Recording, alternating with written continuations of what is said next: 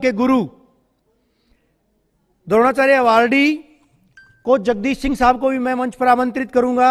Bhiwani boxing club के अध्यक्ष कमल सिंह जी को भी मैं मंच पर आमंत्रित करूंगा।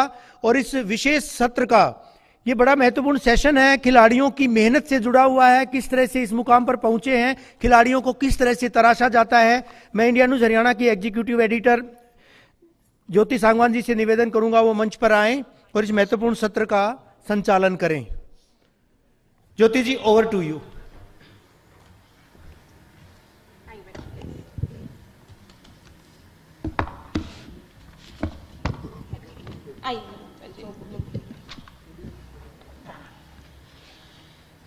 तो एक बार जोरदार तालियों से स्वागत करेंगे।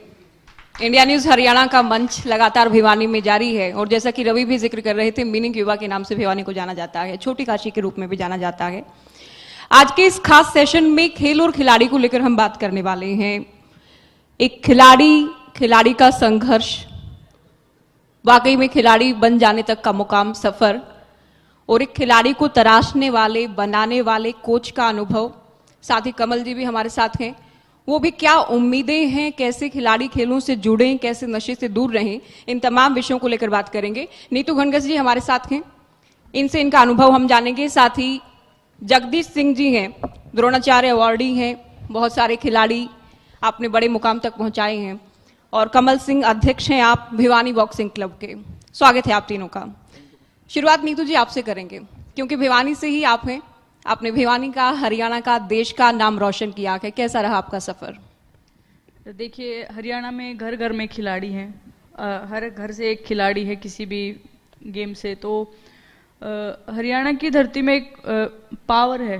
हर एक परिवार से, मध्य वर्ग से जो बच्चे हैं जुड़े हुए हैं, तो हमारे पेरेंट्स के पास बस इतना ही होता है कि वो हमें खाना खिला सकते हैं, मतलब ज़्यादा हाई एजुकेशन या कहीं पे और फील्ड में हमें नहीं ले जा सकते। वो इतना ही सपोर्ट कर सकते हैं इस लेवल पे कि हम खेलें और जो भी हमारा छोटा मोटा खर्चा ही उठा सकते हैं। इतने किसान परिवार से हम बिलोंग करते हैं। तो जब हम शुरुआत करते हैं तो जब मैंने शुरुआत की तो मेरा परिवार मेरे साथ खड़ा था, तो इसीलिए मैं यहाँ तक पहुँच पाई, क्योंकि मेरे पेरेंट्स ने मुझे काफ़ी सपोर्ट किया है।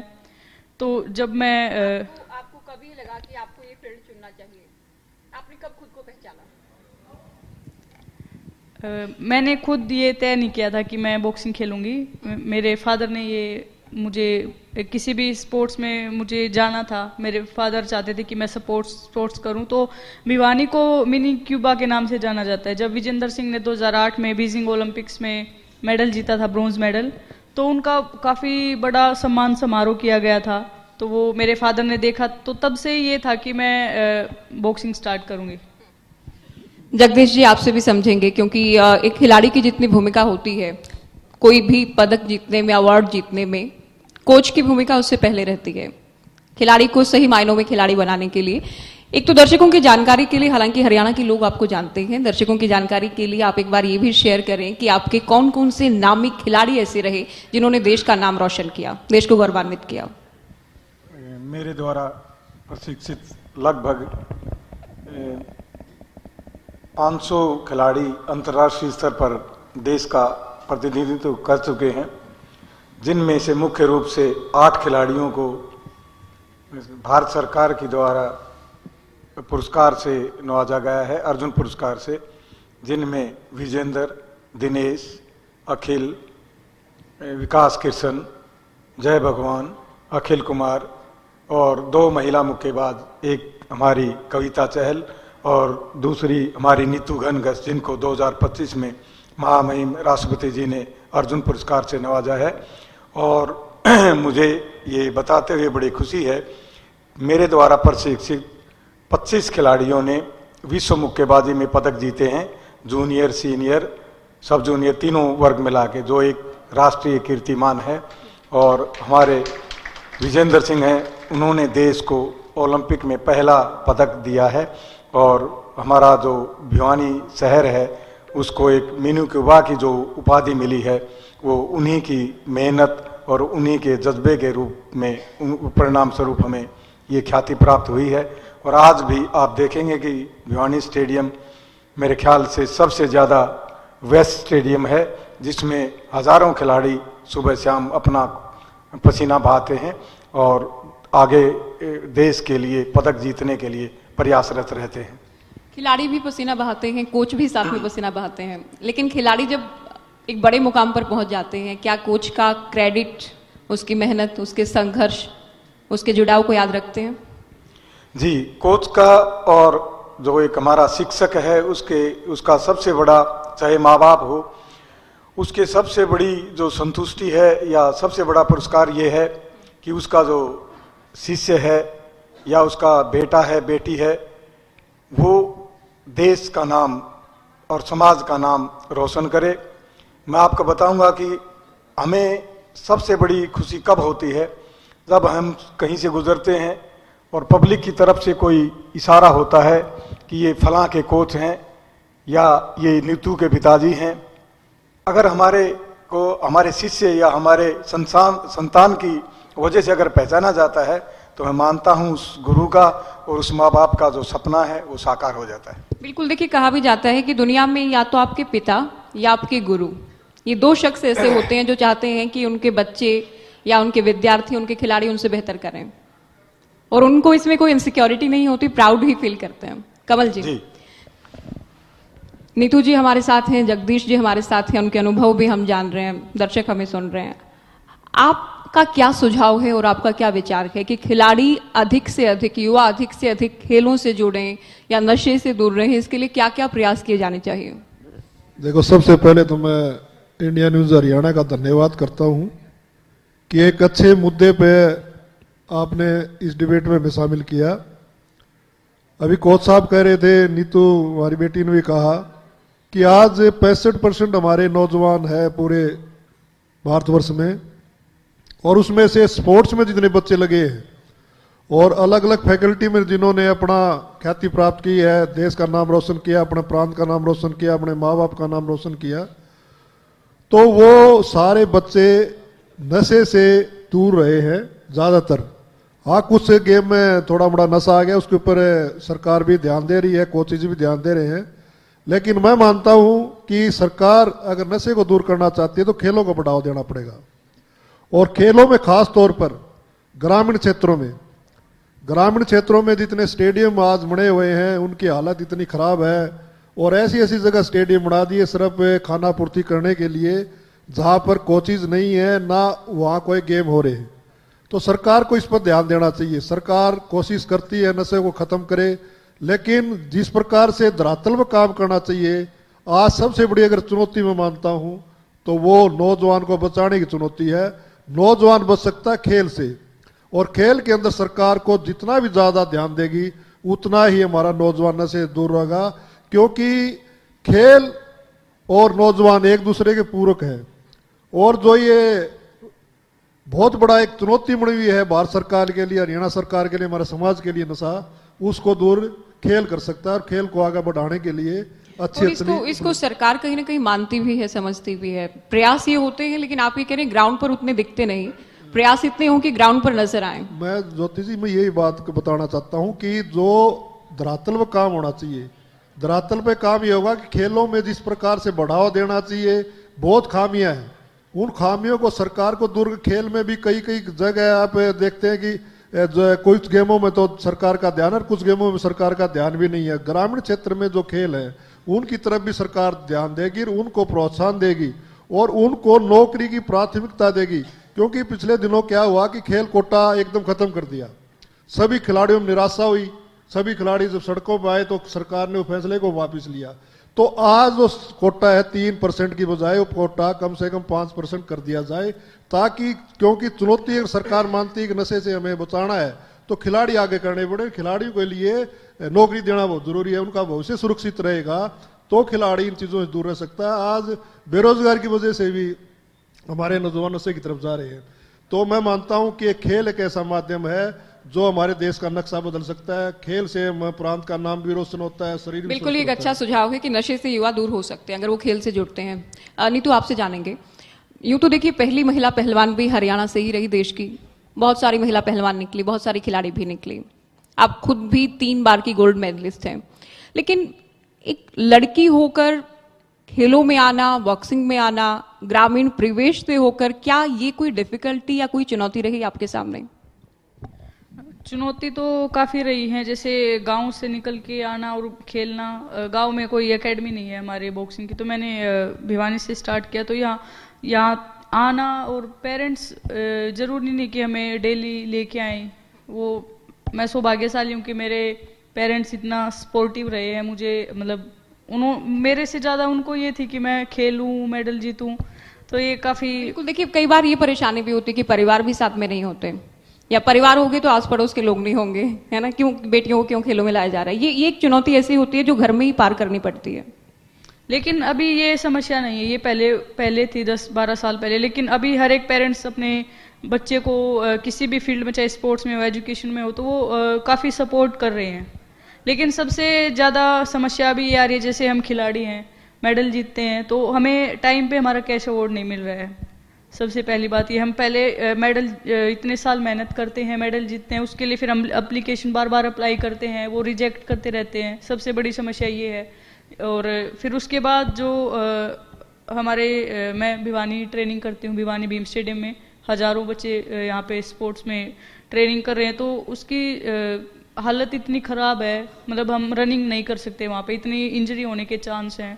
तो ये जो ग्राउंड लेवल पे ये जो चीज़ें हैं, तो ये कहीं ना कहीं जो टैलेंट है उसको नीचे लेके आ रहे हैं। ठीक है, आप एक अच्छी बात कह रहे हैं कि समाज की सोच तो बदली है, माता पिता की सोच बदली है, लेकिन अभी प्रशासन में बदलाव की, सुधार की बहुत गुंजाइश है। जो ये स्टेडियम वाली बात या ग्राउंड वाली बात आप कह रहे हैं, आप लोगों ने आवाज उठाई है कभी कि हालात ऐसे हैं, प्रशासन सुने, सरकार सुने, सुधार करे? इस बारे में आप बात करेंगे? जी जी जरूर। हाँ, मैं बताना चाह रहा हूँ, जैसे हम मीडिया के माध्यम से देखते हैं कि भाई हरियाणा की खेल नीति देश की सबसे सर्वोत्तम नीति है, लेकिन इसमें काफ़ी खामियां हैं। मैं आपको गिनाऊंगा करूंगा। सबसे पहली खामी तो ये है, हमारी जो हरियाणा की सरकार की जो नीति है, उसके अनुसार जो पुरस्कार खिलाड़ियों को दिया जाना चाहिए उस समय पे नहीं दिया जाता। अभी 2021 के बाद से हमारा जो हरियाणा का श्रेष्ठ खिलाड़ी है, सरकार के द्वारा उसको भीम पुरस्कार दिया जाता है। आज 2026 है, 21 के बाद कोई पुरस्कार, भीम पुरस्कार नहीं दिया गया है। और जो नगद पुरस्कार है, जैसे एशियाई खेल हैं, कॉमनवेल्थ खेल हैं या ओलंपिक है, उसमें कुछ गिने चुने हमारे खिलाड़ी पदक लेके आते हैं। सरकार एक प्रोग्राम करती है, उन खिलाड़ियों को तो पुरस्कार दे देती है क्योंकि उससे उनको वाहवाही मिलती है, मीडिया में कवरेज मिलती है। लेकिन सैकड़ों खिलाड़ी ऐसे रह जाते हैं जो राष्ट्रीय स्तर पे और दूसरी अंतर्राष्ट्रीय प्रतियोगिताओं में भागीदारी लेते हैं और वो पुरस्कार के हकदार हैं। उनको 3-3, 4-4 साल तक पुरस्कार समय पर नहीं दिया जाता। अगली जो बात है वो है नौकरी की। हमारे प्रधान जी ने कहा कि सरकार की खेल नीति है, 3% आरक्षण है। मैं आपके मंच के माध्यम से हमारी सरकार को ये संदेश देना चाहता हूं, हरियाणा के खिलाड़ियों के लिए कोई आरक्षण नहीं है। आपने अभी देखा होगा कि कितनी नौकरियां निकली हैं, खास करके सबसे पहले तो जनरल में बताएंगे, पुलिस में ही जाते हैं खिलाड़ी। पुलिस में अभी पिछली सरकार ने डीएसपी लगाए, इंस्पेक्टर लगाए, सब इंस्पेक्टर लगाए, उनकी उपलब्धि के अनुसार। इस सरकार में 2 या 3 बार जो भर्ती हुई है, अभी भी एडवर्टाइज हुई है, उसमें मैंने तो चश्मा लगा के देखा, खिलाड़ियों के लिए कोई कोटा निर्धारित नहीं किया गया है। तो सरकार की कथनी और करनी में बड़ा भारी अंतर है। सरकार ने खेल कोटा किसी भी विभाग में जारी ही नहीं किया है, तो खिलाड़ियों में इससे हताशा है। और सबसे बड़ी बात यह है कि ये जो खिलाड़ी हैं, हताशा में अगर आप उनको सही रास्ता नहीं देंगे, मान सम्मान नहीं मिलेगा, तो नशे की तरफ जाएंगे और अपराध की तरफ जाएंगे। और ये जो खिलाड़ी हमारे लिए जो एक राष्ट्र और हमारे समाज का सम्मान का प्रतीक होना चाहिए, ये एक आप क्या कहेंगे, नशेड़ी के रूप में और एक अपराधी के रूप में दूसरी दुनिया में पहचाने जाएंगे। तीसरी बात मैं और बताऊंगा आपको, एक पॉइंट मेरा रह गया। हमारी सरकार ढिंडोरा पीटती है कि हमने ग्रामीण स्तर पर स्टेडियम बना दिए। उन स्टेडियम की दुर्दशा है, उनकी हालत बहुत खराब है, उनकी मेंटेनेंस नहीं है। और सबसे बड़ी बात यह है कि हमने जो खेल नर्सरियां हैं वो 1000 से 1500 कर दी, 15 से 2000 कर दी। लेकिन उन नर्सरियों में मेरे पास भी मेरी भिवानी बॉक्सिंग क्लब है, इसमें नर्सरी थी 2023-24 में। उस 23-24 का पैसा जो खिलाड़ियों को 1500 या 2000 रुपये दिया जाता है भत्ते के रूप में, खुराक के रूप में, आज 12 जनवरी 2026 है, आज तक वो पैसा नहीं मिला। सरकार बातें बड़ी बड़ी करती है, धरातल पे उनमें क्रियान्वयन नहीं है। खिलाड़ी, युवा, पहलवान सब परेशान हैं, हताश हैं, निराश हैं। खेल जो नीति है हमारी, उसकी इम्प्लीमेंटेशन नहीं है सही तरीके से। मैं चाहता हूं कि आपके माध्यम से ये सरकार की कानों तक हमारी आवाज़ पहुंचे। वो खिलाड़ियों के जो वादे हैं, जो उनकी नीति है, उसको वो सही नीयत से लागू कर दें।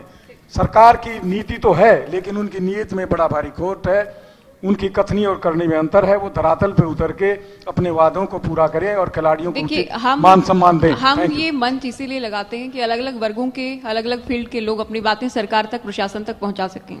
तमाम ब्यूरोक्रेसी की बात करें, राजनीतिक पार्टियों की बात करें, इंडिया न्यूज हरियाणा को देखते हैं और हम ये उम्मीद भी करते हैं कि आपकी जो शिकायत या सुझाव, परेशानी, पीड़ा जो भी है, वो भी सरकार सुने। कमल जी कुछ कहना चाह रहे हैं। देखिए, सरकार दावा तो करती है कि हम सबसे अधिक आर्थिक राशि जो है, इनामी राशि है, वो दे रहे हैं, पूरे देश में सबसे ज्यादा है।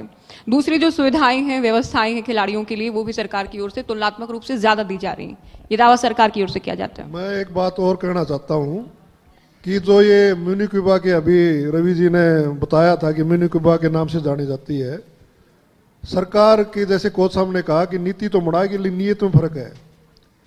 यहाँ मुझे फकर और गर्व इस बात का है बताते हुए कि भिवानी दादरी एक ऐसा जिला है जिसमें सबसे ज्यादा अर्जुन अवार्डी है पूरे भारतवर्ष में, और द्रोणाचार्य जो खिलाड़ी को तैयार करता है। और यहाँ 1985 में साई हॉस्टल आया था और यहाँ हरियाणा सरकार के जो मंत्री हैं उनके पिताजी लेके आए थे यहाँ। आज वहाँ उसमें 7 फैकल्टी होती थी, उनको घटा के 4 कर दिया और जो बिल्डिंग की हालत है वो बड़ी खराब है। आज से 15 साल पहले बापोड़ा में बाकायदा साई हॉस्टल की जमीन एक्वायर की थी, उसमें बॉक्सिंग के अलग से प्रवाधन किया था, लेकिन आज तक सरकार ने उसके ऊपर ध्यान नहीं दिया। नंबर 1 बात तो मैं ये आपके माध्यम से कहना चाहता हूँ, सरकार की नॉलेज में लाने के लिए बापोड़ा गांव ने जमीन दे रखी है, सारी इंतकाल वगैरह हो गया सब कुछ, उसके बाद में काम शुरू नहीं किया। दूसरा मेरा कहने का ये है कि आज केंद्र सरकार ने कहा कि भी कॉमनवेल्थ गेम होंगे अहमदाबाद में, बड़ी खुशी की बात है, अच्छी बात है अहमदाबाद में हो। लेकिन हरियाणा प्रदेश जब पूरे मेडल देता है वर्ल्ड स्तर पे, चाहे कॉमनवेल्थ हो, एशियाड गेम हो, एशियन गेम हो, चाहे एफ्रो एशियन हो, सभी गेमों में, तब हरियाणा प्रदेश में एक भी इवेंट नहीं करा रहे वो कॉमनवेल्थ की। नंबर 1 बात। दूसरी मैं कहना चाहता हूं कि अगर खेल की राजधानी, मुख्यमंत्री मनोहर लाल खट्टर जी उन्होंने भी कहा था, आज के मौजूदा मुख्यमंत्री ने कहा है, यहाँ के सांसद भी कह रहे हैं, यहाँ के राज्यसभा के सांसद भी कह रहे हैं कि सबसे ज्यादा उपलब्धि भिवानी की है। तो भिवानी में खेल यूनिवर्सिटी क्यों नहीं भाई? कोई कारण तो बताओ। आप चुने हुए प्रतिनिधि हैं, आप सरकार में हिस्सा है आपका, तो एक अगर यूनिवर्सिटी खुलती है। और छोड़ो, अगर किसी खिलाड़ी को चोट लग जाए तो इंजरी के लिए यहाँ पर कोई भी फैकल्टी नहीं है। आज चौधरी बंसीलाल विश्वविद्यालय भी है, यहाँ पंडित नेकी राम जी का बहुत बढ़िया हॉस्पिटल बनाया हुआ है। सरकार अपनी पहल तो करे, यहाँ अच्छे बॉक्सर भी हैं, अच्छे कुश्ती वाले पहलवान भी हैं, हॉकी के पहलवान भी, क्रिकेट की भी हैं। अगर किसी को इंजरी हो जाए तो कहाँ जाना पड़ता है? दिल्ली, और वो भी अपने खर्चे पे। तो ये कई चीजें हैं जो मैं आपके इस चैनल के माध्यम से कहना चाहता हूँ कि सरकार को ध्यान देना चाहिए। ये आपकी मांग है या इलाके के जो तमाम लोग हैं उनकी भी मांग है? सबकी मांग है, सबकी मांग है। जितने चुने प्रतिनिधि सरकार के वो भी ये बात कहते हैं, लेकिन अमल कोई नहीं करता। जहां से पॉलिसी लागू होनी है और जहां से चीज बननी चाहिए वो बननी। मैं आपसे क्वेश्चन करता हूं कि इतने अर्जुन अवार्डी खिलाड़ी होने के, वो हर फैकल्टी के, खाली बॉक्सिंग के नहीं है, या कुश्ती के खिलाड़ी भी है, बबीता वो भी उनको मिला था, और यहाँ क्या नाम एथलीट के खिलाड़ियों को मिला है, और कबड्डी खिलाड़ियों को मिला है। तो सरकार क्यों नहीं कर रही है? ये दोगलापन सरकार कर रही है। और मैं कहता हूं कि यूनिवर्सिटी, अगर स्पोर्ट्स यूनिवर्सिटी यहाँ बनेगी तो इंजरी सेंटर भी खुलेगा और यहाँ स्पोर्ट्स को आगे बढ़ावा मिलेगा, और 5 डिस्ट्रिक्टों में दक्षिण हरियाणा में बनेगी। लेकिन जो कह रहे हैं कि राय में खोल रहे हैं, वहां भी कुछ नहीं कर रहा है। कपिल देव को लगाया, उसको हटा दिया, और किसी लगा दिया, उसको हटा दिया। नहीं, खाली नीति की बात है, नीयत में बहुत बड़ा फर्क इन सरकार में है। केवल नीति की ही बात कर रहे हैं, नियत में आप लोगों को शंका है। नीतू, आपसे जानेंगे आपकी अब तक की उपलब्धियां क्या कुछ हैं और आगे आपका क्या विजन है? मैं 3 बार की वर्ल्ड चैंपियन रही हूँ, 2 बार यूथ और 1 बार सीनियर की वर्ल्ड चैंपियन, और 2022 कॉमनवेल्थ गेम्स में मैंने गोल्ड मेडल जीता है।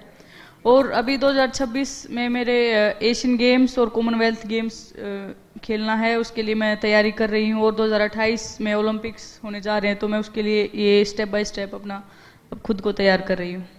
जगदीश जी ने जो कहा सरकार को लेकर कि सरकार केवल खेल नीति की बातें ना करे, अपनी नीयत ठीक करते हुए जो इनामी राशि है वो टाइम पर दी जाए, स्टेडियम की जो हालत जो आप भी जिक्र कर रही थी, आप इन तमाम बातों से इत्तेफाक रखती हैं? जैसे ग्राउंड लेवल पे जो प्लेयर ग्रास रूट से आता है प्लेयर, उसको उस शुरुआती दौर में ही उसको हेल्प मिले सरकार की तरफ से, उसको खेलने का सामान या थोड़ी डाइट के लिए कुछ भी थोड़ा खर्चा मिले, और उसके खिलाड़ी को ये हो कि इस लेवल पे जाके आपको ये इतनी इनाम राशि इस टाइम पे मिलेगी, ये सभी एक शेड्यूल से हो तो और ज़्यादा टैलेंट हम हरियाणा को और ज़्यादा मेडल्स दे सकते हैं। तो आपका ये कहना है अभी जो सरकार कर रही है उसमें डाइट से लेकर या खिलाड़ी, ठीक है मेडल अगर खिलाड़ी लेकर आ जाता है तो उसको सम्मानित भी कर दिया जाता है, उसको राशि कभी देरी से या कभी जल्दी मिल ही जाती है, लेकिन जब वो संघर्ष कर रहा हो तब भी सरकार साथ में खड़ी रहे। जी जी जगदीश जी आपसे भी, क्योंकि आपने तो बहुत सारी खामियां ऐसी निकाली हैं अभी कि सरकार ना खेल नीति पर ठीक से काम कर रही है, ना इनामी जो कैश अवार्ड है वो दिया जा रहा है, नौकरियों में भी आरक्षण की बात, आपको कुछ भी ऐसा नहीं लग रहा है जो सरकार अच्छा कर रही है खिलाड़ियों के लिए? हाँ जी, कुछ भी सरकार अच्छा नहीं कर रही है खिलाड़ियों के लिए? कर रही है बातों से, बातों में मीडिया में अच्छा कर रही है, लेकिन धरातल पे अच्छा नहीं कर रही है। एक छोटा सा एग्जांपल दूंगा, करोड़ों का बजट खेलो इंडिया नाम से एक नई स्कीम चलाई है, यूथ के ऑल इंडिया लेवल के गेम होते हैं, उसमें खेलो इंडिया यूनिवर्सिटी के गेम होते हैं, करोड़ों का बजट होता है, करोड़ों रुपए खर्च होते हैं, खिलाड़ी खेलते हैं, जीतते हैं, उस सर्टिफिकेट की जीरो वैल्यू है, न उससे कैश अवार्ड मिलता न उससे नौकरी मिलती। सरकार की शुरू की हुई स्कीम है, सरकार उस जो डॉक्यूमेंट है उस सर्टिफिकेट को वैलिडिटी नहीं दे रही है नौकरियों में और पुरस्कार में, तो सरकार अपनी नीति को ठीक से लागू नहीं कर पा रही है। ये नहीं है कि हम सरकार के विरुद्ध हैं या कोई सरकार, हम सरकार का ध्यान जो खामियां हैं उनकी तरफ दिलाना चाहते हैं। हमारा सिर्फ इतना ही मकसद है, सरकार जो कर रही है उसको ठीक तरीके से मॉनिटर करे, धरातल पे अपनी नीतियों को सही तरीके से लागू करे, खिलाड़ियों को समय पे पुरस्कार मिले और आपकी नीति के अनुसार जो आपने घोषणा की है उस अनुसार नौकरी दे। एक भी नौकरी, जितनी नौकरियां आज भी आप देखें अखबार में कल भी आई हैं, एक भी नौकरी में खेल कोटा जारी नहीं किया गया। तो मुझे तो बड़ा दुख होता है भाई, सरकार अपनी कथनी को पूरा नहीं कर रही है, उसकी कथनी और करने में अंतर है। और मैं चाहूंगा कि माननीय हमारे मुख्यमंत्री जी हमारी खिलाड़ियों की जो समस्याएं हैं इन पर ध्यान दें। खिलाड़ियों का पुरस्कार बता रहा 2021 के बाद अर्जुन पुरस्कार नहीं दे पा रहे आज तक, 26 होगी 5 साल का, जो हर साल मिलना चाहिए पुरस्कार, चाहे आप 1 रुपए का दो, उसको टाइम पे दे दो। अब खिलाड़ियों को जो डाइट है नर्सरी वाली 2023-24 की डाइट 1500 रुपये महीने का आज तक नहीं मिला। जो जूनियर थे वो सीनियर हो गए, सीनियर थे और आगे छोड़ के चले भी गए होंगे। तो उस पुरस्कार का, उस खेल डाइट का क्या महत्व रह जाएगा जब वो समय पे मिलता है नहीं। जिस तरह हम कहते हैं कि जो न्याय है वो समय पे मिले, देर से मिला न्याय न्याय के बराबर है।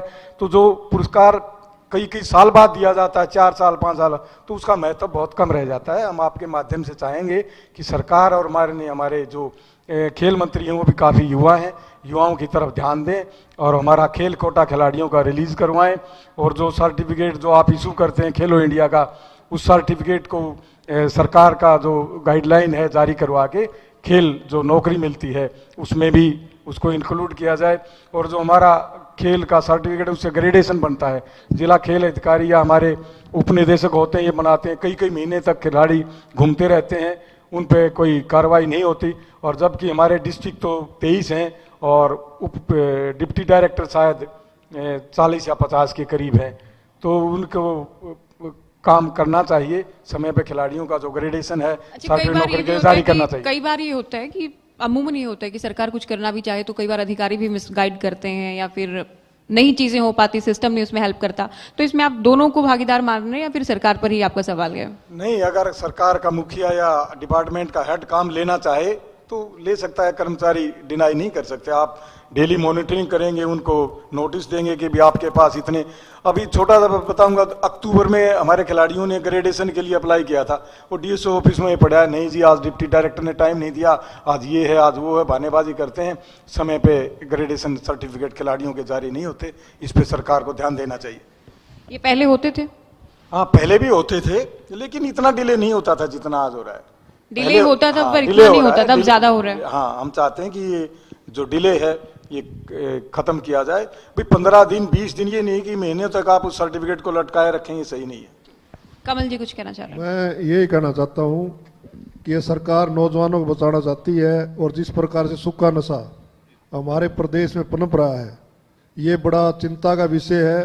और ख़ास तौर पर यहाँ सामने मेरी बेटी बहनें और साथी बैठे हुए हैं, इनसे मैं अपील कर रहा हूँ कि जो सूखा नशा जिस प्रकार से पंजाब में एक पिक्चर में नहीं उठता, पंजाब हरियाणा प्रदेश में बहुत ज़्यादा और गांव में बहुत फैल गया है। इसका समाधान जागरूकता है, इसका समाधान खेलों को बढ़ावा देना। खेल बढ़ाओ वो ही जो नीति धरातल में लागू, नहीं तो आने वाले टाइम में कुछ भी नहीं बचेगा। अगर नौजवान नहीं बचेगा तो देश नहीं बचेगा। इस नौजवान को बचाने के लिए खेल को बढ़ावा देना चाहिए और सबको जागरूक होना चाहिए। सूखा नशा घर घर में आ रहा है, पता नहीं लगता, और जो दूसरा नशा है उसका थोड़ा मोड़ा पता ही बिल्कुल, लग उस पर जाता है। कंट्रोल की जरूरत है। नीतू, लास्ट कमेंट आपसे चाहेंगे, हरियाणा के जो युवा, हरियाणा की जो बेटियां आपको देख रही हैं, उनको क्या संदेश आप देंगे इस मंच के माध्यम से? मैं यही कहना चाहूँगी कि जैसे अभी फैमिली काफ़ी सपोर्ट कर रही है, पेरेंट्स काफ़ी सपोर्ट कर रहे हैं, क्योंकि सोशल मीडिया के माध्यम से हर पेरेंट्स जैसे स्पोर्ट्स में देख रहे हैं लड़कियों के बहुत ज़्यादा मेडल्स रहे हैं। अब की बार ओलंपिक्स में भी लड़कियों के मेडल रहे हैं।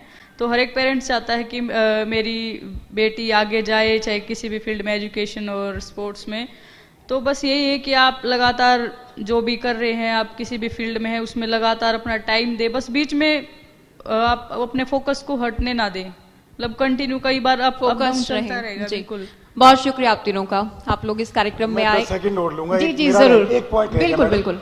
हरियाणा जो सरकार है हमारी, उसने खिलाड़ियों की नौकरी के लिए सीईटी का जो टेस्ट है वो कंपलसरी कर रखा है। अगर खिलाड़ी सीईटी टेस्ट पास करेगा तो खेल कहां से करेगा भाई? वो सीईटी की जो मान्यता है सरकार उस पर पुनर्विचार करे और वो खेल खिलाड़ियों पे लागू नहीं हो। खिलाड़ियों को खेल उपलब्धियों के आधार पर नौकरी दी जाए। क्यों? थैंक यू जी। बहुत सारी मांगे जगदीश जी की ओर से रखी गई हैं। उम्मीद हम करते हैं सरकार जो जो पॉसिबल होगा सुनेगी, समझेगी और उस पर काम करने की कोशिश होगी। बहुत शुक्रिया आप तीनों आए। तो इस सत्र में हमने खेल खिलाड़ी को लेकर बात की, खेल सुविधाओं को लेकर बात की, सरकार के प्रयासों और सरकार के तमाम दावों को लेकर हमने बात की। जी जी जी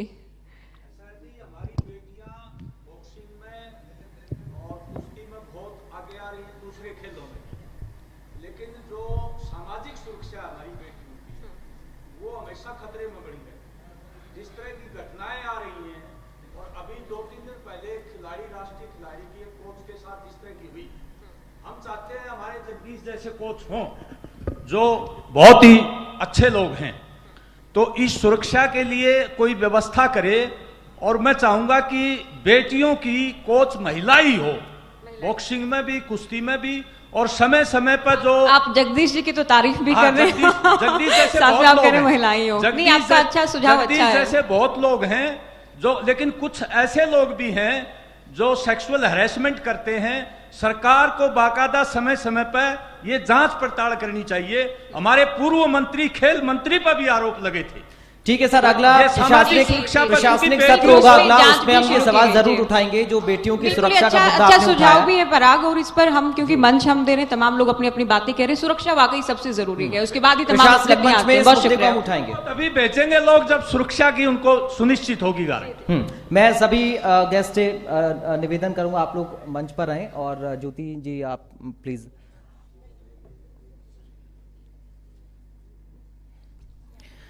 तो हमारी तरफ से ये स्नेह और सम्मान का प्रतीक है और एक संदेश भी है हरियाली के लिए, पर्यावरण के लिए। आज स्मृति चिन्ह की जगह ये एक हरित संदेश जो लोगों में जागरूकता लाए, कैसे हम अपने पर्यावरण को और बेहतर कर सकते हैं, हरियाली की ओर आगे बढ़ सकते हैं। ये बहुत ज़रूरी है आज के वक्त में, जब हम लगातार पर्यावरण पर चर्चा करते हैं, पॉल्यूशन की बात करते हैं। तो जोरदार तालियां हमारे खास मेहमानों के लिए। और